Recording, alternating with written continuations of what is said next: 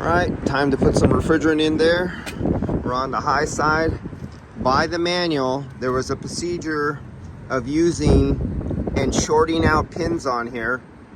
At the same time, you powered it on with the power, you shorted the pins, you killed the power, you removed one wire from a solenoid, and for every step you repeated that. On this particular model, we did it 3 times for 3 different solenoids on the system to hold the solenoids open, so everything would be open for vacuum and charging. So the power is off on the unit, the solenoids were killed in the open position, and that's something else you do that is unlike your regular split system. Otherwise, you would have trapped refrigerant in or trapped air in or whatever procedure if you didn't know to do that, because somebody doesn't read the manual.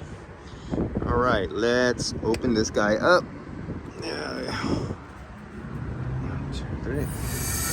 There we go. The refrigerant's going in there. And you can see we already got 2 pounds in there. We got to put 27 pounds, 14 ounces? 27 pounds, 14 ounces. And so instead of sitting here for 27 pounds, 14 ounces, as you see, it's going pretty fast. But we'll go on to the next video, and we'll get back to you after we have this thing filled up.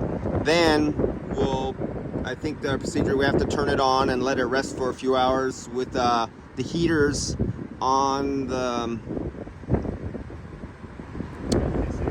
crankcase heaters. Sorry, yes, I'm end of the day and I'm exhausted.